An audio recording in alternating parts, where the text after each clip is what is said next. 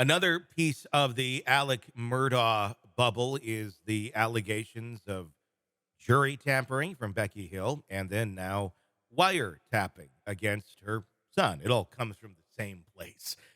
Jeffrey Colton Hill, who's also the Colleton County Information Technology Director.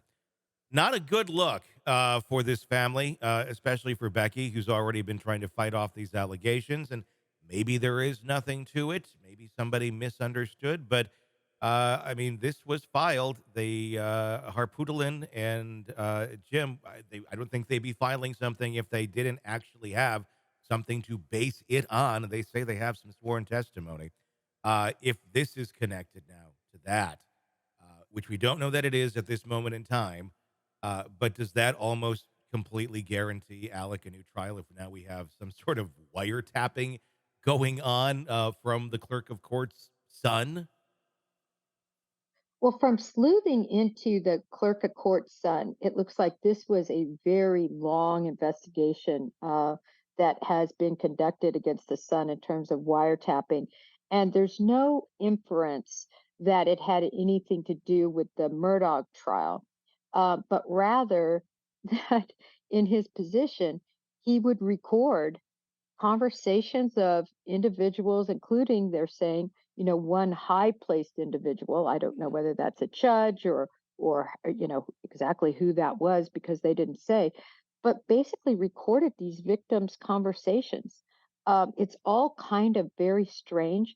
Also, I find it interesting that he was released on his own recognizance. It was, I think, a $20,000, but it was a PR bond. Hmm. So I found that interesting. In other words, that a lot of times will show the egregiousness of a crime, right? Hmm. Their willingness to flee because they're worried about being convicted and serving jail time. But when you get a PR bond, it kind of lowers that bar, if you will.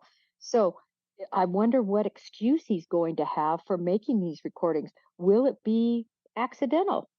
Will he just say, listen, I was supposed to record this, and I accidentally recorded that? I mean, I can't wait to hear exactly the details, but they're basically just saying that telephone conversations were recorded of individuals that were there. Of course, he's lost his job. It was a nice figure job, over 90,000 that he was making.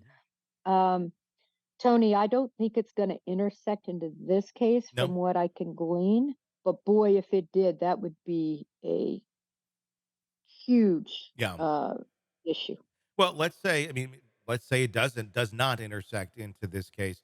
Why is he doing it? Using the power of the technology director as he was to gain that information in the first place. I highly doubt he's just sitting there, in his room listening to these things, going, "Oh, that's neat," and I'm hearing things other people aren't hearing. And keeping it all to himself, I would imagine there's some sort of reason or motive there to be collecting this sort of information, whether it be connected to Alec Murdaugh's case, or God, there's a lot of cases that go through this courthouse. So I would imagine maybe there's something else going on with other cases as well, if this is in fact what he was doing, because there'd have to be some reason for it. And this is just strictly from experience with others that have done crazy things like this that we're in a position to record. Sometimes, believe it or not, it's just about paranoia. They're worried about what other people might be saying about others that they care about themselves, about what's going on, their lust to sort of be in the know about everything, the power trip Hmm. that they can be on in this position of being able to have this information and being able to you know play technical god and listen to any conversation that they want. It could just boil down to that, Tony, and not really boil down to particular case outcome, Yeah.